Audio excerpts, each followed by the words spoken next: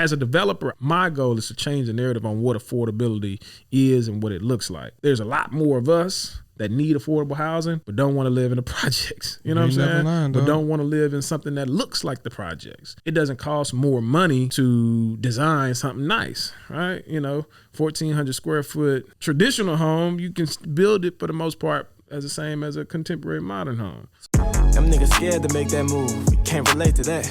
I roll the dice, shit. If I lose, I'm gonna be shaking back. Cause lessons learned within the loss just elevate the fact that trial and error just the only way. Ain't no escaping that. I wake up, hit 100 push-ups, then I'm at my route. Check on my stocks, see how they looking, then I'm sliding out. When you start seeing your progression, you stop having doubts. And what's the point of having clout if you can't cash it out? True to this game, and I'm a lifer, ayy. Feel like we finna change the cycle, ayy. That's the most success, we thriving, ayy. That's the most depression for our rivals, ayy. Could teach a lesson on survival, ayy. I'm from the bottom. What's up with it, wealthy people?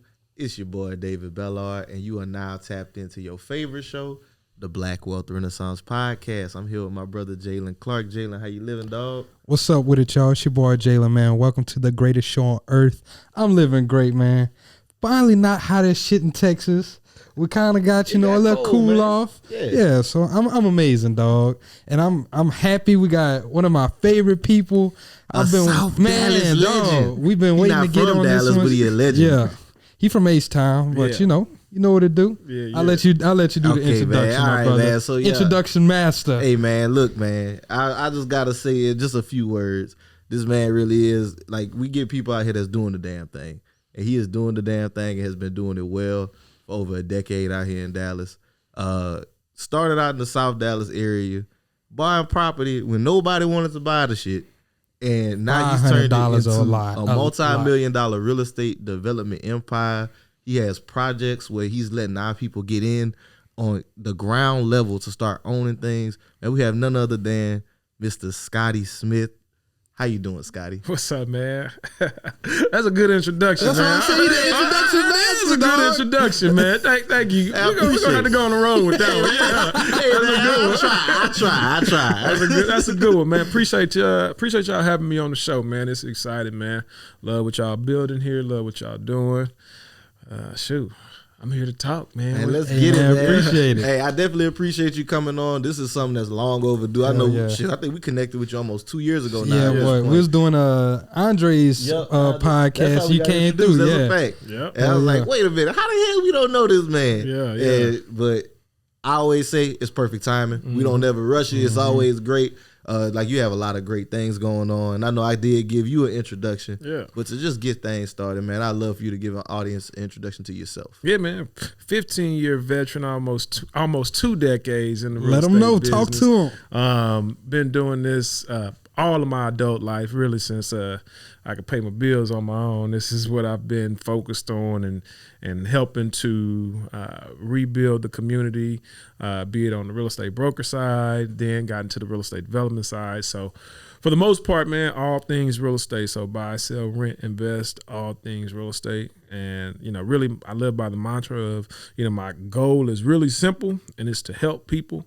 And I just use real estate as that vehicle to do so. And so right now, really heavily focused on helping people to build wealth in real estate, helping people to create and leave legacy using real estate, and doing legacy projects within real estate that ultimately, are something that our people can come back to and say, dang, we were a part of that. We were involved in the development of that in some capacity. So that's what's been going on, man. So yeah. It's been a great ride so far, and I know a lot of people be saying this, but man, this is really only the beginning. It's crazy. So love it. Yeah. I love it, and I love to see what you're doing. And I know we've had some conversations off camera before.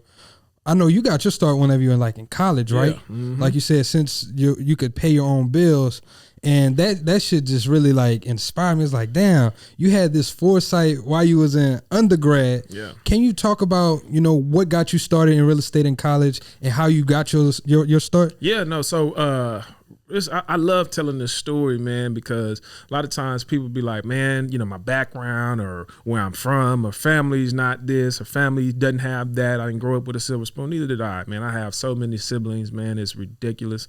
I tell people a lot of times, man, my parents didn't have cable growing up or TV for that matter. So we played outside a lot and they made babies a lot. So it was a lot of us.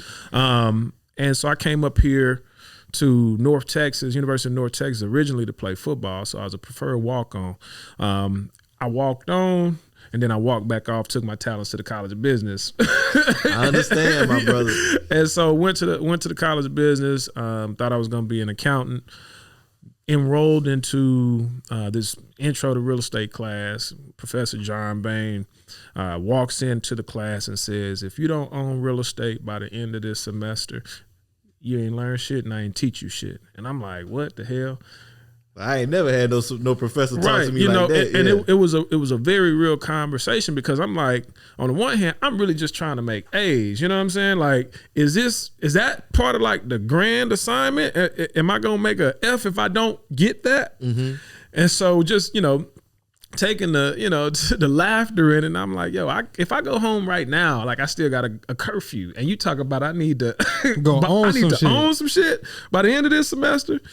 And so, you know, but that class showed me, and it opened up just a world of knowledge that I just wasn't privy to, that I didn't know about. I think the greatest part of that class was the gentleman brought his tax returns to class, and we talked about, you know, multimillionaire. He's just teaching on the college level, I think, just for the love of the sport, you know, love of teaching. Not because he had to, but his tax returns were so crazy. I'm like, what is that? What is this? How are you?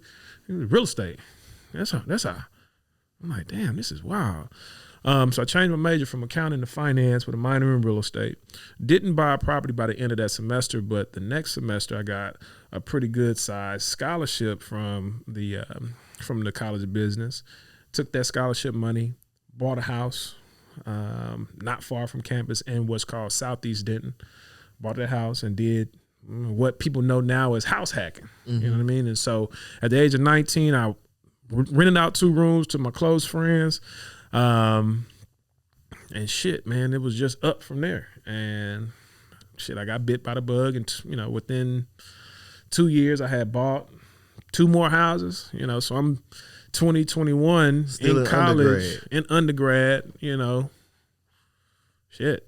Owning more houses than your professors. Owning more houses than my professors, owning more houses than my parents, you know. So it was a very game-changing, legacy-changing, generational curse-breaking situation for me. And so while a lot of my friends were taking their refund checks and, you know, buying shoes and cars and all that type of shit, I was buying real estate. That's hard. And I remember a deal that I got, and it was this Sue Axtell. She was my agent in college, and I remember it was a deal I just wrote her name on, and she didn't even know that she was getting a commission check. She was like, "Wait, what is this for? Next time, tell me, you know, that I'm gonna get paid. I will work for you." I'm like, "Nah, you helped me get into my first one. You good? This is just a, you know, I'm really changing my entire family's life." With just, you know, the thing that you would you have gave her that 3% still? Yeah. Okay. You know, because I mean, it wasn't coming out of my pocket. The seller was paying it, so somebody had to get it. So ultimately, man, I just took those experiences and those transactions. It's just been unraveling ever since, and it's just gotten out of control, but it's very strategic in the way that I've kind of progressed throughout my real estate career. Shit, man. Started a brokerage, featured in, you know, Black Enterprise on BET, featured in Forbes, 30 Under 30. I've really just taken this thing by the horns, and quiet as it's kept, became one of the most influential real estate professionals in Dallas. And I don't say that lightly because, you know, when I started doing development in South Dallas, I was telling everybody like, yo, come on, like be a part of this movement now while land is still cheap. And it's because I knew what I was about to do, mm-hmm. Right? I knew what I was going to do. I knew I was going to start building on these lots that I owned. I had a critical mass, a lot of properties. So I'm like, I'm about to start building. Naturally, when you build stuff new, prices going to increase. And that's exactly what they did. And so people have started buying properties years after I said it. And now it's, you know, even the mayor had this whole grow south thing. And it's like, yeah, it's what I've been saying, you know, grow south, move south. And shoot, now everybody's in South Dallas. I say everybody, but there's a good portion of development going on in South Dallas. People buying land for $60,000, begging me to sell them a deal. I'm like, nah, bro. So whenever you were starting with this movement, Scottie, I just want to get people like how much were the lots whenever you were first starting to buy, and like what time frame was that? So this was 2015, 2016. Really, lots were $500, $1,000, $1,200. I think I bought my most expensive lot was $12,000, and I bought that owner finance. I was like, no, I give you some money down, and you carry the note. You know, you become the bank, and this was right, and you become the bank. So this was only 7 years ago. It was only 7 years ago, and man. now they got people buying lots in the same area for $60,000. For $60,000, there's the land. So my house. So I actually built over there. Built my house for my family. The lot that my house is on cost me $7,500. Literally, I want to say 10 lots over, not blocks, but 10 lots over. There's one that just hit the market not too long ago for $100,000. $100,000. Damn. $100,000. Just for the land. Just the land. How big we talking? Like we talking 50 by 150. So that's a 7,500 square foot lot. So we talking about. Damn. We talk about money. Like, that's a lot of dollars per square foot for just the dirt. And so I was telling people, y'all need to come on. I remember somebody said, why? Why South Dallas? I said, bro, because land it's impossible for land to get any cheaper. Mm-hmm. It's impossible. Like, at this, like, they're going to give it away? I don't know. It just doesn't make sense. But this is the only area of the city that's left to be developed. Like, it's just not going to be $500 for forever. Shit. We spend that at the club. You know what I mean? Take that. Let's go get this land, and we'll catch the club on the next paycheck. You know what I'm saying? Because Dallas is a section city, dog. It is, man. You gotta buy a section. Ain't no dance Then you floor. gotta buy a bottle. Yeah, minimum of $150 to $200. They ain't got no dance floor. You got couches, baby. You sit down. but that's what, you know. Just 7 short years ago, man. It was there for the taking. But shit, man, I'm happy I did what I did. So how many lots would you say you acquired in them 7 years? Oh, man. I think, so right now I have 48 lots, and I just updated that because I just closed on one. So 48 lots. I've sold 60, you know, that my partner and I have built. So we probably, well, damn. Yeah, we 100 lots at one point. And so it's. So I definitely understand. We wanted to buy more. Yeah. Like we literally want to buy more. So the goal was to get a group of people to each invest a specific amount of money, because we wanted to buy like 100 to 200 lots. And we talk $1,000, $500, $1,800. Lots was cheap. Mm-hmm. If we could have convinced more people to be a part of this, what would have happened is 7 years later, lots of $60,000 times 100. What type of ROI is that, man? My calculator can't even do it fast enough. But we talking about, at a minimum, we'll say, just conservatively speaking, that we sell the whole portfolio for $50,000 a lot. That's 100 lots, 200 lots. What's that? You know, that's between $5 million and $10 million. On an initial investment, if we bought them off for $1,000, on average $1,500. Yeah, it's crazy. It's great money. It not just great, phenomenal dollars. Like, but shit, man, I still encourage it, because I don't think we're at the tip of this point. Still, we're still undeveloped. We're still underdeveloped, and there's still opportunity for people. I'm about to buy 24 lots right now in a small subdivision for under $600,000, under $550,000 if this dude agrees to this last little change. But is this in South Dallas? It's in South Dallas. So, Scottie, I gotta ask, right? So I know you started off in college. You bought a few different properties there. You've been doing real estate your whole life. What was the next step for you? Did you get your license? Yeah, so I got my real estate license actually when the market went to hell in a handbasket. So when the Great Recession happened, when all the agents was getting out, I got in. So I got licensed. And I was really just helping my friends on campus find apartments and rental houses off campus so cops wouldn't shut our parties down. You know what I'm saying? So that's really where it started. And really accidentally started growing a real estate brokerage firm. Because, I mean, you know, my whole deal was I want to be an investor. I want to make certain that I teach people how to do this. And, you know, so I just took my knowledge on the real estate investment side, applied it to the brokerage side to help people buy their homes like investors buy. Under market value. Yeah. So that's what, you know, shit. Our average price point at one point was under 200,000.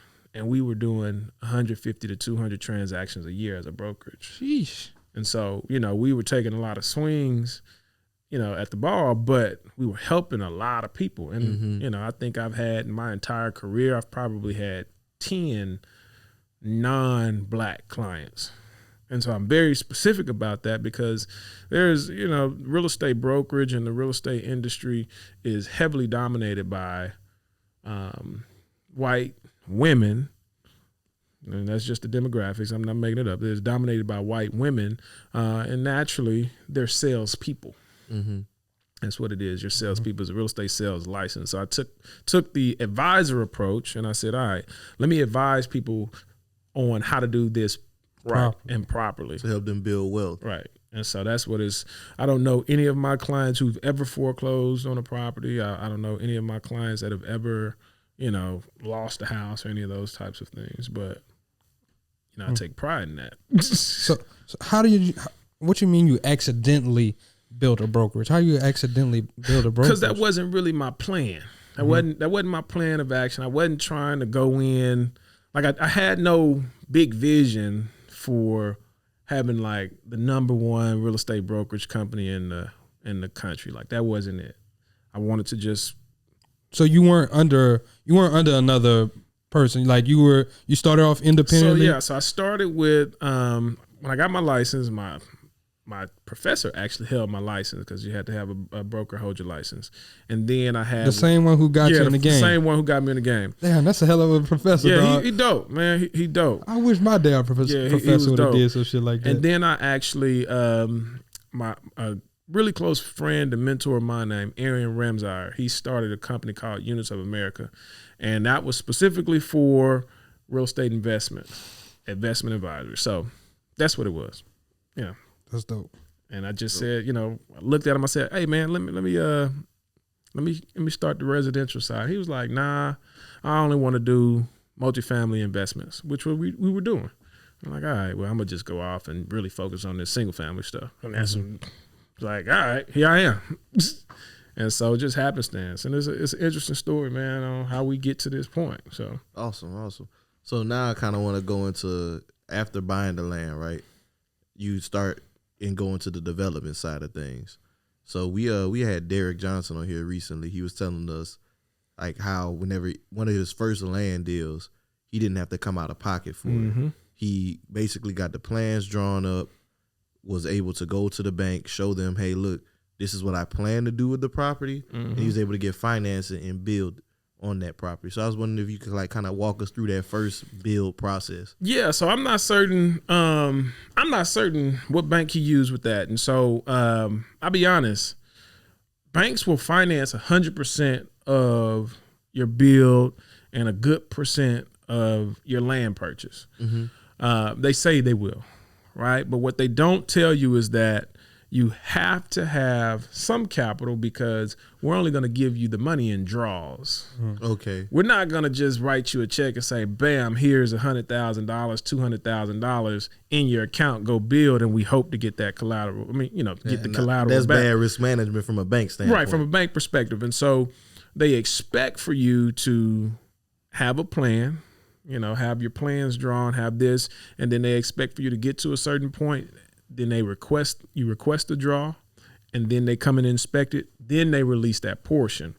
And so a lot of times in the development aspect, a lot of people want to get into this space, as they should, because if you look around any city anywhere in the world, what you see there is the creation of a developer, period. Because a developer had a plan, he had a vision, he put it down, he got the team together to draw it up and sketch it up from his mind, and then he hired the people to execute it for him. So everything around here from a land perspective comes from a developer. Who the fuck developed these damn highways in Texas? Right. Infrastructure developers and the government. They fucking trash. So yeah. But so yes, you can get 100% financing, but yes, you also do need at least a little bit of capital to get you from draw to draw. A little bit of cash to get you from, in between. And that's just cash flow management, right? And you can do that on, I know a lot of people have been talking about how to leverage your credit cards. That's one way to do it, you know what I mean? Because you can pay your contractors with your car, you can pay for material. Bank comes out, sees that you got the shit up. You can reimburse yourself. And they reimburse you. You pay off your credit card, get your points. So that type of shit. Kind of like rinse and repeat the process. Exactly. So, okay, I'm just making sure I'm following you here. So, like, I get a piece of land. I go to the bank. Okay, look, this is my plans. Okay, they're going to tell you, okay, start doing it. Yeah. And they give you, like, some benchmarks, almost like, okay, well, you got to get the foundation and the plumbing type stuff laid out, and then we'll give you a draw. A lot of times you tell them what that's going to look like. Okay. Right? So you'll say, okay, I'm going to get to this portion. I'm going to request 7 draws throughout this whole process. Okay. So at each point this is what I'm going to have done. I'm going to have this done and this done and this done. And they'll say, okay, cool. They have your paperwork, come out, look at it. It'll come up. All right, bet I approve it, or I approve everything except this. And they'll wire you what it is that you're requesting. And so in the development, specifically in just like single family development, single family ground up building, it's important to have a good relationship with the lender who has an understanding of what's going on. Shit, man, I'm using a lender now on a property that we're doing. They came out yesterday morning, did a draw inspection. Yesterday evening, the money was in my account. And so those are the types of lenders that you want, because shit, I can get somebody to come out here and do the work. I have the material and shit. If the lender comes out the next day, I got money by 2 days later to pay my guys. So, but again, I've grown this, over the past few years, this relationship with these banks to show that I have a solid track record and I know what I'm doing, and I'm pretty good at it.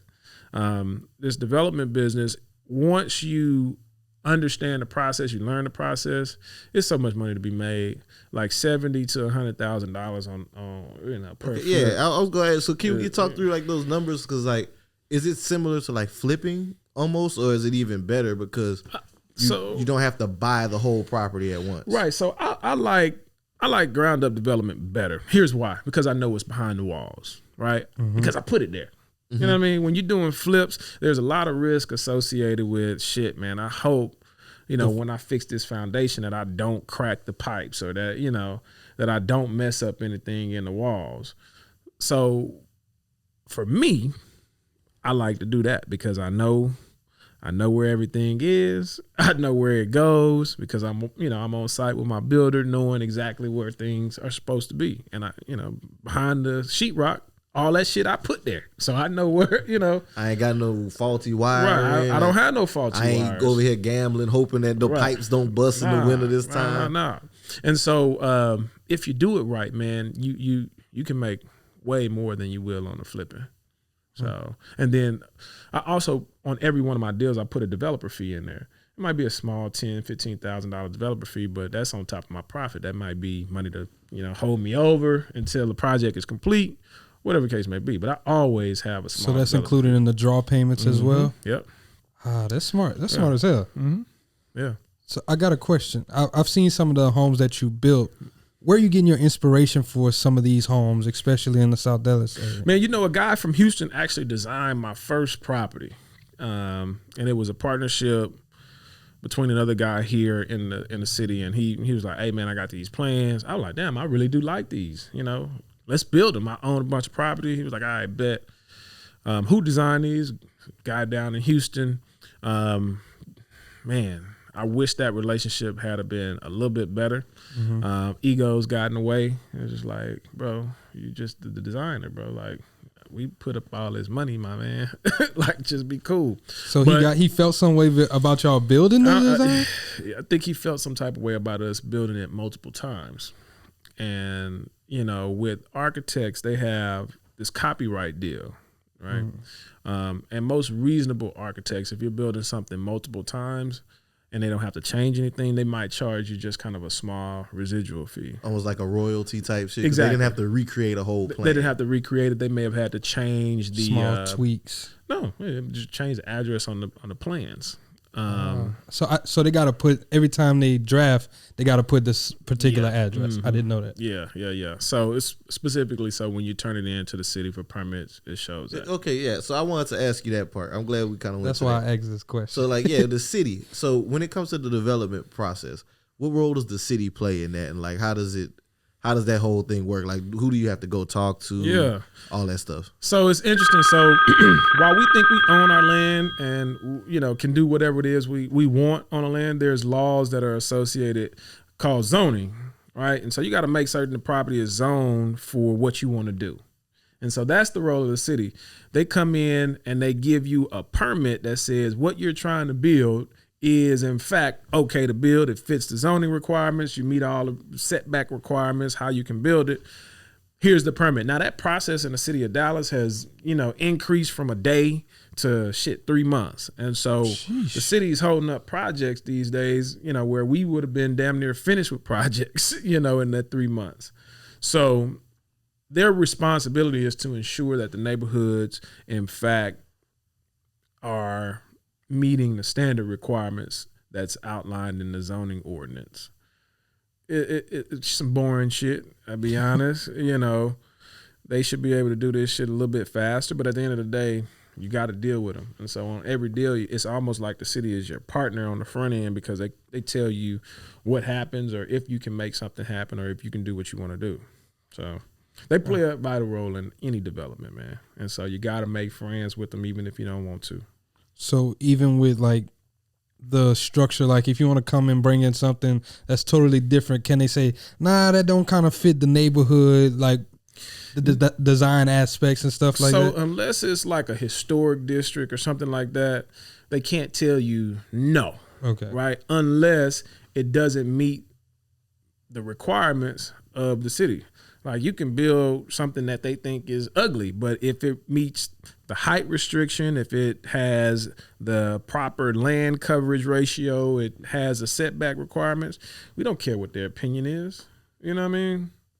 But some areas do have design standards if it's like historic. So I thought I was going to build something like I normally do, the modern contemporary, in an area that I didn't recognize was a historic district just because it was run down, dilapidated. And I'm like, this can't be no historic district. And they was like, nah, you can't build this, my boy. I'm like, why not? Well, everything over here looking all fucked up. I'm trying to make it look better. Yes, and they were like, well, you got to go read this. And it was a whole long historic bullshit. And I'm just like, damn, okay, well. Had to revamp the plan. So something totally different. So when it's a historic type district, you have to use certain materials or anything, like, how does that work? Yeah, you do. So a lot of times they want you to use real wood siding. They want you to use real wood windows. You might have to have like a real wood door. And so it can make your project not work, because if you got a house that has 20 windows, like that's the difference between $2,000 or $2,500 on some regular vinyl windows and $20,000 for wood windows. Jesus. So if I can't sell a house, you know, for $550,000, $600,000, putting $20,000 windows on there just because the historic district say you got to put wood windows and shit, that ain't gonna work. So having to fight the city like, yo, look, economically it's not feasible because I can't sell this. I probably could just because the market was shifting, but I'm like, I don't want to be the guy to come in and sell $600,000 house first on a street where everything's falling down. Mm-hmm. Could I sell it? Yeah, it'd probably be take a longer turnaround time type stuff. Shit, so you mentioned that you focus on modern contemporary. What does that mean? Like, what is modern contemporary? Is that like the houses that's kind of like more the vertical style? Yeah, so we're modern contemporary. You're looking at straight lines, right? And you got straight line features, large windows, open spaces. You know, some modern flair with the interior finish outs. My house has a front facing balcony.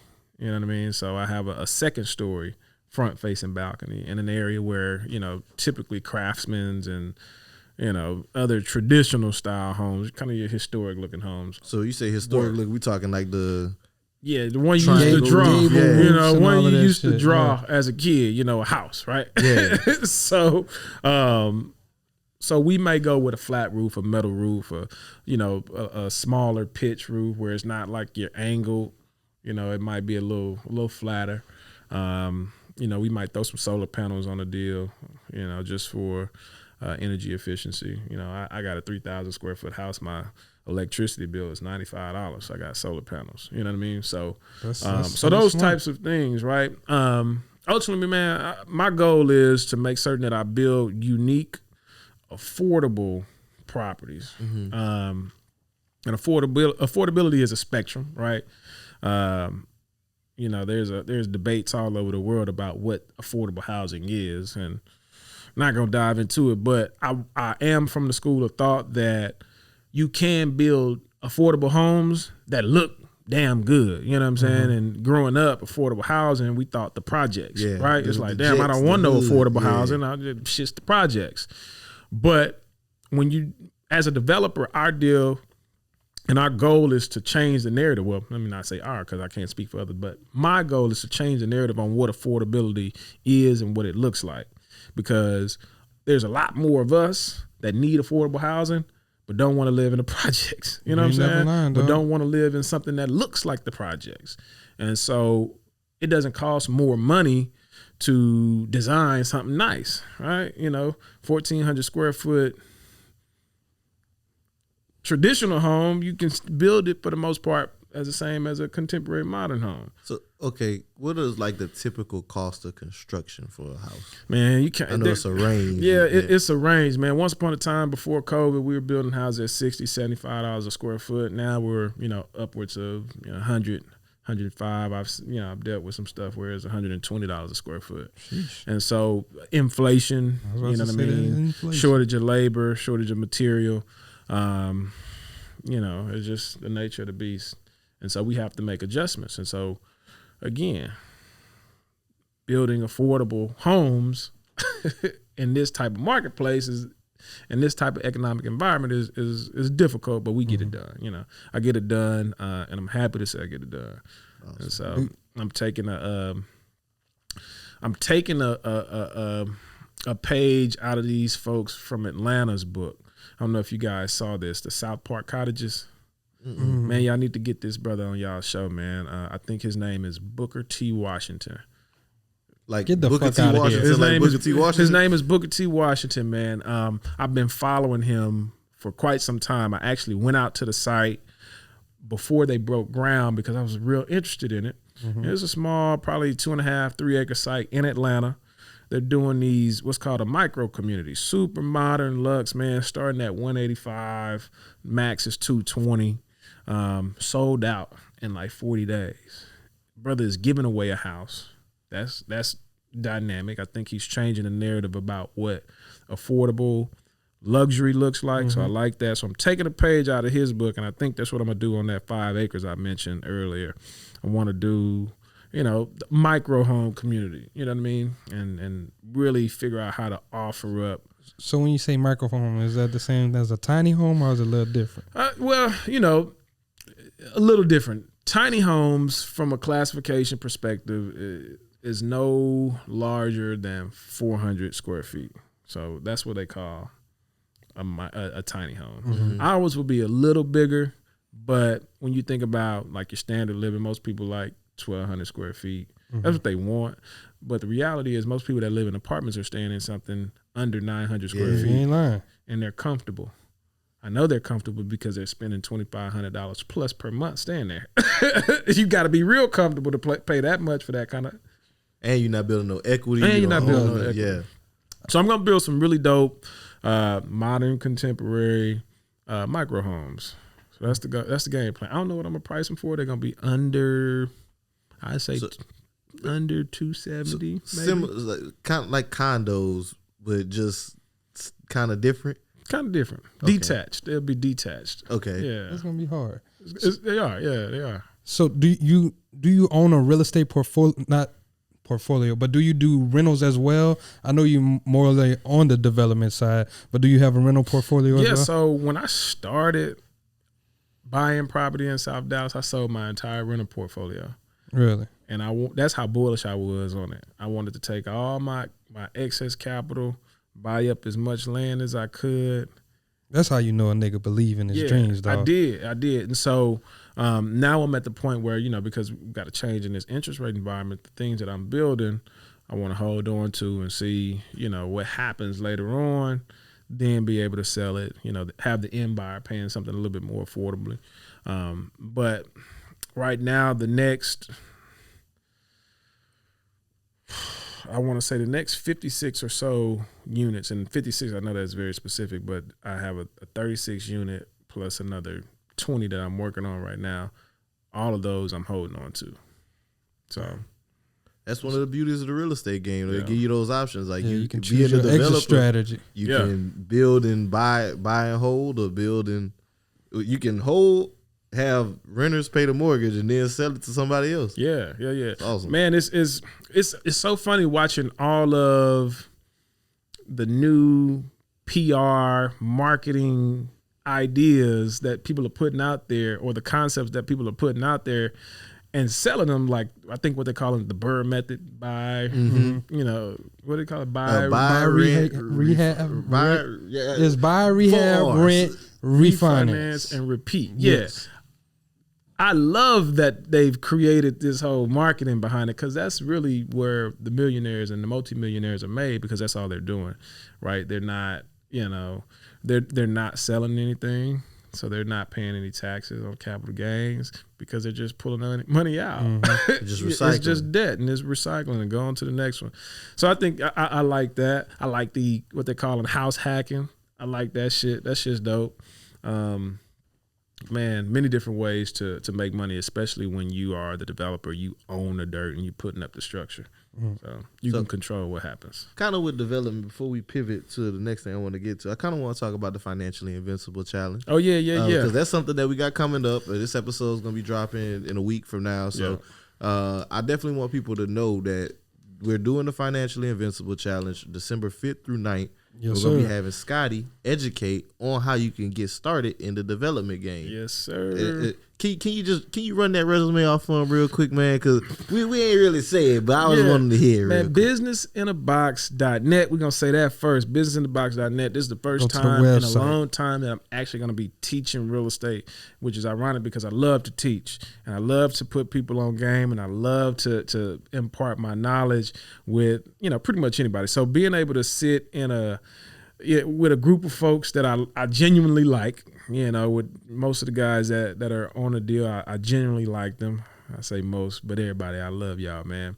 But I'm going to be talking about real estate development in its purest form, helping you understand how to find land for cheap, how to buy it, how to develop it, how to get your plans together, what banks to use, what lenders to use.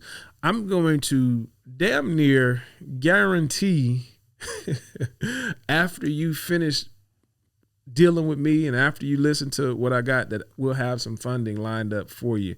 I told my lending partner about the challenge, and she's excited about being a lending partner for anybody that comes on there. So we're going to be really cooking with this, man. And so where to find the land for cheap, where to get plans drawn and how to do that, understanding zoning and understanding the permit process, what to build, how to build it, all that type of stuff. I'm going to be putting it down. I'm going to be letting folks know. And this isn't just something where I'm just telling you theoretically what's going on or what could happen. This is stuff that I've been doing for a really long time and that I'm actually doing right now. Like I said, I own about 48 properties that I'm working on right now at different stages of development. And shit, it's really up from there, man. I think. Hey, man. Sheesh. I ain't gonna lie, this is gonna be that pressure, The dog. fact that he gonna have the lenders on tap, man, y'all better stop playing. Hey, man. And then we coming in on Thursday. What we got for I was about to say on Thursday we're gonna be teaching you guys how to build your online brand.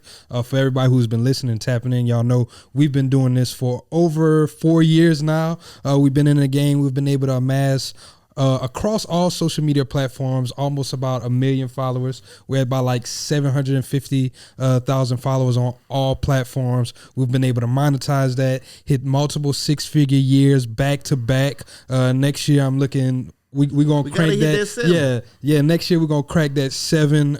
But we're gonna teach you guys how you can really understand setting up your brand, how to create your brand style guide, so you understand. Okay, these are the fonts that I'm gonna be using. This is how I get my color pattern. This is how I'm gonna be talking to my audience. A lot of people aren't teaching you things whenever it comes to building a brand, but we're gonna teach you some of these things. We're also gonna teach you how you can set up a podcast as well. How you can set up a podcast that is sustainable. Not just something that you start and you burnt out after the first 2 weeks or something because people not listening. We're going to teach you what it looks like, and this shit is work. We're going to be 100% honest with you. It's work. So this is not no get rich quick schemes or anything like that. But if you stick with it, the value is there. Between our brand and our podcast, we've been able to get paid for speaking engagements. We don't pay for anything. Flights is paid for, like all of that. So we're going to teach you how we're able to do all of these things. And hey, I just got to add this. We can show you how to get it off the muscle, right? Yeah. We started off out my boy grandmama back room. We was out here. It wasn't, nobody knew us. Nobody knew what we were doing. Hell no. And we showed how we, from branding and marketing, we were able to create, as he said, multiple 6-figure businesses, speaking engagements across the country, signed to the Revolt Podcast Network. So if you're interested, these are just 2 of the days, y'all. This is just 2 of the things you're going to be learning. I'm telling you, we got brothers. 4 other brothers that's going to be a part of this, that's going to be educating y'all. Man. So if you're interested, businessinabox.net. Hold on, I got to get them the price point too, dog. Okay, yeah, this is all for $97. Yeah. This is like what? Probably like $5,000 worth of value. I would probably say more than that. I say more than that. I would say because, more than that, bro. We got my boy Anthony from the Heart Side. He's teaching you how to create your 6-figure cleaning business. Exactly, your cleaning business. We got Tim. We got Tim coming on. Tim is gonna be teaching you how to become debt free, how to start leveraging that. Right. We got my guy Henry. Henry owns over 84 doors by himself. Bro. He's gonna be showing you how you can become a 9-to-5 millionaire by owning real estate. Yeah. I would place more than $5,000 value on that thing, though. Shit, I was just saying, $97 really is still. Yeah, hey, man. No, it really is, man. Just to be a fly on the wall and be a part of what we got going on, I would place it somewhere around 50, 60 grand worth of knowledge, man. Shit. How much y'all get flown out for not too long ago? Y'all just made, y'all just made 8,000-9,000. I mean, come on, man. Shit, just an hour learning that's at least worth 8,000. Yeah, in and out. Right. Hell yeah. So ultimately, man, I encourage anybody that's listening in on this podcast, that's watching us on whatever platform you're watching us, to tap in with us. Don't forget about the VIP stuff, man. Talk about that. We got the VIP too. So we're going to do the first week, and then the second week, we're going to give you where you get a hour session with all of us. I forgot Andre Haynes is going to be a part of this as well. Yeah. So like, we're all going to be you're going to get one-on-one access with us where you can really ask your questions that you might not get answered, and you can get answers tailored to your particular situation that you're in. So this is going to be that value. That's going to be $297. So once again, this is a steal. This is not people who bullshitting. Nope. People have been doing this for 5+ years, 10+ years, 15 20 plus years. Exactly. Like brothers are doing the work and not just reading a book and spitting some shit out. Right. You can see the results. So, Arion, my man, I'm gonna ask you real kindly, if you can, just businessinabox.net. Can you do it with my hand, like how I swipe? Like, okay. Read it right in my hand. He did come in here with the Mr. Rogers thing. He on one day, didn't he? Business in the box. Businessinthebox.com. Yeah. Yo, No, that's great. I love that. so man, just getting back into it. Definitely, man, Scottie. I want to talk about something that I prefaced at the beginning of the episode. Yeah. You actually created an opportunity for small dollar investors to get in on the ground level of starting a legacy project, right? Building something that's special for the community. The retreat at Lake Noire, man. This is a beautiful, beautiful community development that you got going on. It's about 2 hours outside of Dallas, in between Dallas and Houston, in Oakwood, Texas. Oakwood, Texas. We've been out there, man. It was a great time. I love seeing the vision for it. Yeah. A 20 tiny home off the grid. Is it solar powered as well? Yeah, it's gonna be solar powered. Yeah, we're gonna have solar powered. Sustainable community out here, a retreat for people to kick it, man. I would love to know where that idea came from, and then just we could get into the whole project. Man, you know, the idea came when I had COVID, bro. Like, I just wanted to be out of the house. I was confined to my room. Mom was like leaving food at the door, and like, food's outside the door calling me. Like, I was like, I want to be outside, and I wanted to be in a place where, I could just be free and just kind of just chill and away from folks. So I bought this land, and originally, it had a house on it, so I was going to redo the house and just use it as hunting. Shoot, man, I started looking at it and looking at the opportunity and saying, okay, what can I do with this to make it cash flow year round? And so I saw a couple of similar concepts around the state, and I was like, you know what? I can do this here. So we built a lake, which we've built that, and we put most of the cabins around there. So we're gonna, we've done the pad sites around it, and so 20 of them, man. It's and I paused for a second, man, because not often do I just stop and like appreciate what I've done, because it's like when I get done with something, it's like it's on to the next. When I stop and I don't get a chance to just stop, and so like hearing you talk about it, I'm just like, damn, this is a dope project. It really is an amazing project, and so it's a multi-million-dollar project, and I could have did this whole deal on my own, bro. But having the opportunity to bring in our people and bring in folks who wouldn't necessarily be able to participate in something like this, to invest as little as $1,000 to be a part of this, and to take part in the residual income that happens from, rental, and all that stuff. I was like, we can make this happen. So I said, I talked to my guy Chris down in Houston, and how'd you do it? And shout out to Chris in the Gulf. Yeah, do you think this is a cool situation? He was like, and all that type of stuff. And I'd been trying to do something like this because I was doing a lot of ground up development. And I recognized that there's a missing piece in any development project, and that is there's not a whole bunch of black investors that are involved. And so with the Jobs Act, this allows for us to be a part of a ground up development. And remember what I said earlier, anywhere you look around where there's real estate and buildings, it's because of a developer that came in and said, all right, this is what this is going to look like, and this is how I'm going to make that shake. So with that being said, I was like, okay, as a developer from the ground up, this is what I'm going to make this look like. This is where I want my funding sources to come from. I want a bank. I'm put my money in. I want my investors to be majority black, or all black, if we can get there. And that's what we've been working on, man. And so it's been pretty dynamic. So the fund is open. We reopened it after we closed it in April. After we closed it in April, we did the ceremony of groundbreaking, had folks doing the social media posts, and everybody started hitting me up like, yo, I want to invest. Lady hit me in, and just so happened after that groundbreaking, the person who we did the raise, the platform that we did the raise on, hit me and said, the SEC allowed for an increase because of this whole inflation. They did some type of calculation and said there's an additional amount that you can raise. So I'm like, shit, we're going to raise that. And so we reopened it back up just for that small amount, $262,000. Investors can invest as little as $1,000 into the deal, and so it's a smallchange.co look for Lake Noire, the retreat at Lake Noire.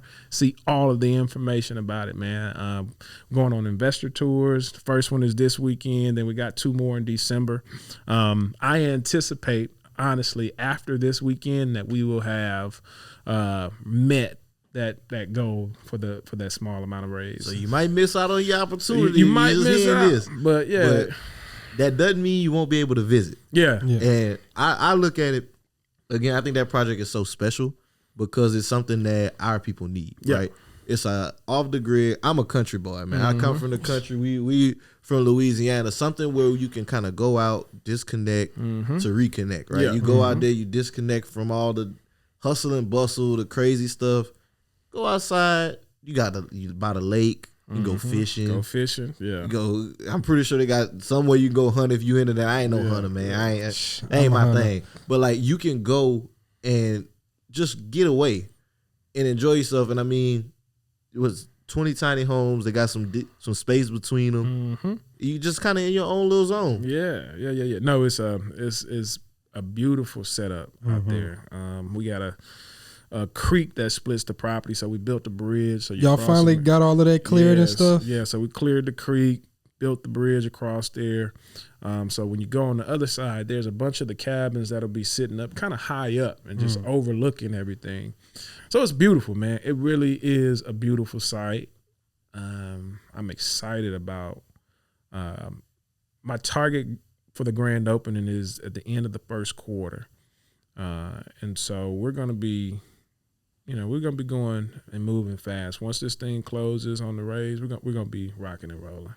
Are you planning on doing more of these throughout like the state or going to other states and doing this like that? Possibly. My goal is to get this proof of concept up and then see how we can make this a nationwide thing, how we can help other people create this type of legacy long term. Maybe like a business in a box type situation. I ain't gonna lie, I think something like this in Louisiana would be crazy too. Yeah. Like a Sportsman Paradise edition of that. We're gonna have to talk about that. Yeah. Like so, I think that would be crazy. Yeah. Off of one of our rivers, man. Shit. Yep. Ugly ass rivers. But hey dog, you ain't gotta shit on them like that. I love Louisiana. I'm a Louisiana boy, but I water brown, bro. I'm just gonna call it what it is. Just call it what it is. Yeah. You don't want to fish in there. Hey, I'll fish in it. I ain't gonna lie, you pull out some river monsters, right, dog. Yeah, exactly. Might get a little gator on the side. No big deal. They be chilling, bro. They be chilling. So Scottie, like with Lake Noire, I know everything's still in the development phase. Have y'all determined like what it's gonna look like for somebody to go out there and actually stay there at this time? Yeah. So like I said, our goal is to be done with all of them Q1 of next year, 2023, and so that's when people will be able to start renting them out. So short-term rental, we'll have a booking site up, lakenoire.com. We'll have them probably on all the platforms for, starting off now just to get a wide net of people interested. And, when you come out, you book. We're going to have Wi-Fi on there for the folks that want to connect. But the goal is to just unplug and disconnect from the busyness of life. So. And how many people could would one of the cabins stay? So our largest cabin sleeps 4. Okay. The smaller one sleeps 2. So real intimate. So if you wanted, you and a group of friends, y'all can book, your lady. Y'all can book 3 of them right next to each other. If it's a couple's trip, book the 3 or 4 next to each other, or just an intimate type setting. You and your significant other, you go out there and enjoy it. Each of them will have, a fire pit / barbecue pit. Kind of picnic table, set up chairs right outside of it, so you really don't have to leave. And I'm talking about full kitchen, or kitchenette, so to speak. So you have your, little oven and stove top, and sink in the kitchen, bathroom with the shower, running water. So you're not going to be roughing it. Think about it like this: luxury in the woods. One of the things I also like about this project is what you're doing for the community there as well. Yeah. You're going to be employing people from the community to take care of the site, to do the cleaning. I know you said y'all working with one of the companies to do the firewood, everything like that. So I really love that you're going into the community, but you're also boosting the economy of that community. Yeah, exactly. That's the whole thing. And the average income for Oakwood is like $35,000. We're going to be paying our employees more than that, substantially more than that. hopefully, we'll have a laundry list of applications once that opens. But yeah, we want to impact the community in such a positive way that we're welcomed and, we get the buy-in from everybody and all the surrounding. We want this thing to spread like wildfire across the state. And just the fact that we're doing something what I see is so unique because of our style of our cabins. It just, I'm hoping that people are like, yo, this is dope. But there's only 20 of them. Where are the rest of them?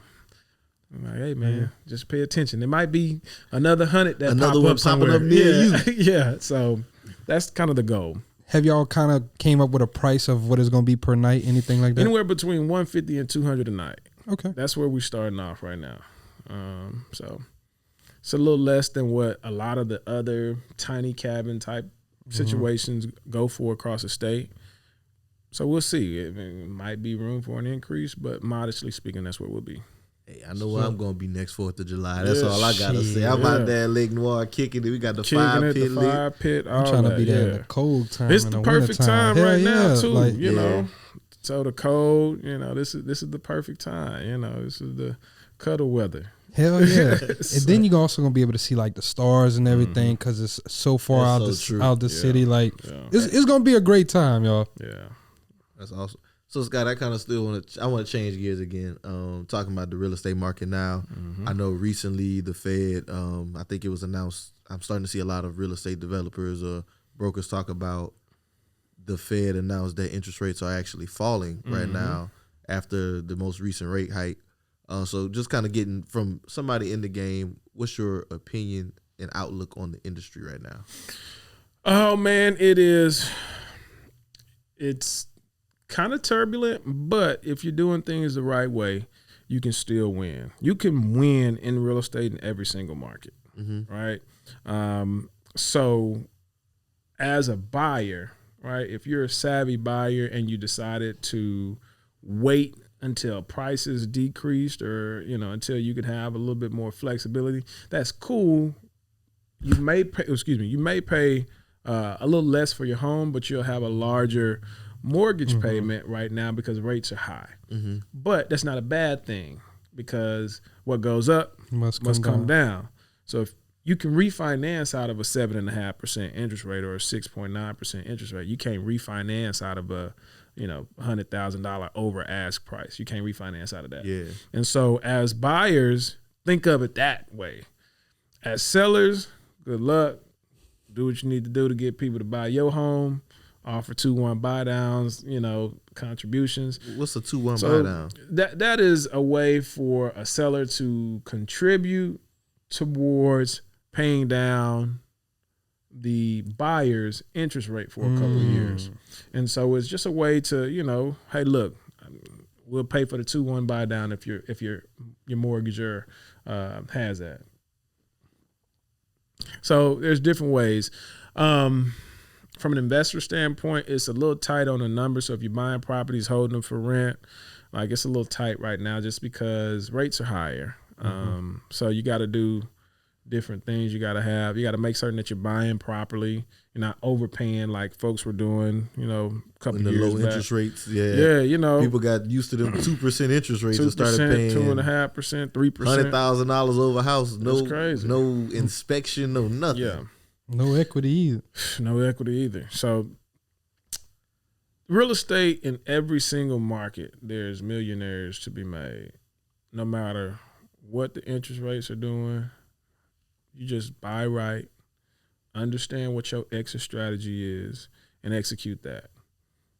Fuck everything else. If you stay on what your goal is and what your plan is, you'll do well. So ultimately, that's what I encourage people to do. Understand what your investment strategy is versus to folks telling you what you can and can't do in the market. It's like, all right, well, cool. If I can go buy a property that's, $60,000, but I know I'll be able to sell it for $180 later, fuck the rates. I'm going to get that $60,000 house. Like, whatever. You know what I'm saying? I'm going to put, the money's more expensive to buy, it, but that's okay. You can refinance out of that at some point. Or if you're going to sell it, shit, you're just going to make a bunch of money Cause shit, even if you got to do a 2-1 buy down, you know, and you end up netting 170 instead of 180. That's still a great spread. So, I say look at anything in this real estate market, in this economy, in such a way that it makes sense for your investment portfolio. So that's the greatest advice. I love Appreciate it. that. Yeah. And I know we're going to have to switch gears and go to our last segments. I know you got to get up out of here. So I'll let David go ahead with his first question. So, Scottie, got to ask you my favorite question. What's the favorite question? What is a personal finance tip or principle that you live by that you like to share with our audience? A personal finance tip that I love. Shit. Leverage properly. Don't over leverage. And so I know there's a lot of people out there, gurus, that tell you there's bad debt and yada, yada, yada. I don't believe in that. I think if you leverage properly, you'll be very wealthy. You'll be very, very wealthy. Don't over leverage, but leverage properly. So, okay, I'm gonna get to my 3 questions. First question: are you frugal or are you a flexer? I'm fiscally responsible. I like that one. I ain't get that answer yet. Yeah, I'm fiscally hey man, responsible. they be coming with some damn answers on this question. Right. I don't. If you see me, you've never seen me with a chain. For the most part, I got a little small chain. You know, Hey, you ain't got no Cuban link. I don't got no Cuban link. Yeah. You know, it's because most of my wealth is tied up in my real estate. Right. Don't get me wrong. I do like nice shoes. You know, my grandfather used to say you can tell a lot by a man by his shoes. So you might see me in a plain uniform. I may have jeans, a white T-shirt, a gray T-shirt, or a black T-shirt, pair of thieves. You know, I always rock pair of thieves. Them folks gonna give me a sponsorship at some point. So I gotta Y'all heard that, huh? Yeah, pair of thieves. They're soft, comfortable, but I always have some nice shoes on, man. So, but yeah, I'm fiscally responsible. That's a bet. I like that. My second question is, what are you doing to leave a legacy for your kids with, you know, the real estate and everything? How are you going to pass this down? So I set my kids up. So my kids are trust fund babies. Like, Black trust fund, Black baby. trust We fund, love it. So I set up a trust. Everything is held in that trust. I mean, literally everything. And so my daughter, my oldest child is 13, and she knows where the trust documents are. If anything ever happens to me, all you got to do is go here. You got this information. It's right there. It's the directives of everything. It tells you where everything goes. I just recently finished a book, What Would the Rockefellers Do? It talks about the Rockefeller Trust and the whole infinite banking situation. So there's some concepts in there that I might implement into my trust as I go through my end of the year adjustments for it. But that's how I'm setting them up, man. My kids ain't gonna have to worry about a goddamn thing. So I'm gonna set them up to where they can live their purpose. They don't have to scramble or work and do something they don't want to do just for money. So that's how but my grandkids are also gonna be like that as well. That's what's up, man. I love The it. Smith legacy. The Smith legacy, right? Yeah. That shit hard. My last question, which I'm pretty sure this is a yes. Do you have life insurance? Yes, absolutely. I've had life insurance. I got life insurance the day after my daughter was born. That was my first thing that I did. Matter of fact, I want to say she was born. I went and hollered at my boy, like they were asleep, and I was like, "All right, let's set this shit up," because you know I was young. Shit was like $25, so I'm like, "Yo, let me get that." There's some new policies that I'm going to implement again. That's part of my year-end, adjustment. So yeah, life insurance, man. Shit, you insure everything else. We got insurance on these damn phones. I'm telling you. You don't have life insurance, man, and you got kids or a family that you love, you crazy. Like, if you die and their income start coming, what they gonna do? man. Y'all already know how I feel about that damn fish fry. Hell I see yeah. one more GoFundMe link, one more fish fry, one more. Oh man, look, I'm sorry to you. Cut it. Cut it. We need you to handle your business. And if you want to learn more about life insurance, make sure you come back next week. Next We're week, gonna have some game for y'all on the next episode of the Life Yes, Insurance. And one of our boys on the business in the slight box is plug. gonna be talking about Yeah, that. yeah. So Shit. Well, Mr. We- Smith, yeah. man, I gotta say thank you so much for coming and grace the BWR podcast. I said long overdue. Definitely glad to have so you. appreciate join y'all us. having me, man. For Oh, real. No problem, man. This For was a sure. fun time. Definitely. So before we let you go, I would love for you to just let the people know where they can follow you. If they want to get involved with The retreat at Lake retreat at Lake Noire. Noire, if it's not too late, Yep. how can they do that? And They can still just follow the page yeah, that how y'all they have. can get tapped in with you. So follow the page, Lake Noire, LakeNoire, Lake Noire. You can follow that. Then follow me, of course, Scottie L. Smith, Scottie with an IE. Scottie Smith on all the platforms, on everything. I'm easy to find. I'm the guy smiling with the Happy Holic shirt. So yeah, man, peace and blessings, family. I appreciate y'all having me on, man. Thank you. No problem, my brother. Appreciate you. So before we get up out of here, we're going to get into some house cleaning. I want to say thank you to all our listeners who come in, week out. Thank y'all so much. Let's see if we got us a new rating Man, that we can read finally off, hit man. 1,000 ratings, man. I'm so happy about that, bro. We hit the 1,000 rating mark, man. I was super ecstatic. Y'all make sure y'all please keep leaving those ratings and reviews. It helps us grow the show. Preferably 5-star rating and review. Y'all make sure that you're spreading this with people who can benefit from this information. This is why we do what we do with Black Wealth Renaissance. As they always say, you want to hide some information from black people, put it in a book, or maybe put it on a podcast. Because some of y'all think podcasts, well, not people listening to this, but it's a lot of people think podcasts is just us talking about relationships, men who pay the versus women, bills, all of that 50, other 50, all that bullshit. But we're having conversations that you can use to actionably benefit your life. So if you know somebody that may be out here saying, hey, man, black podcast is the worst thing to happen to black people, share this one with them. Yeah, man. Let them get some game, and let them, don't just tell them, oh, man, you tripping. Give them a little something. And that's what we here for. Sprinkle that knowledge on them. I do see we have one from Eto B. Incredible content conveyed in a relatable and down-to-earth way. We'll definitely be sharing. So appreciate you so much. Thank you for tapping in. Thank you for sharing. Follow their example. Also, if you're on YouTube, hit that little notification bell, subscribe. We are growing our channel. As y'all can tell, we've been investing in making sure our production is nice and tight. Shout out to my boy Arion on the boards, We gonna making get him sure a that drop we one of good. these days, Yeah, man. I He's want it always to sound like Giveon. Arion. But man, I just want to say once again, thank y'all. Y'all make sure y'all tap into the Financially Invincible Challenge. Financially Invincible Challenge. Click that link below. businessintheBox.net. We're gonna see y'all December 5th through the 9th. We lit. Yes, sir. And until next time, this is Black Wealth Renaissance signing out. Peace. Can't cash it out.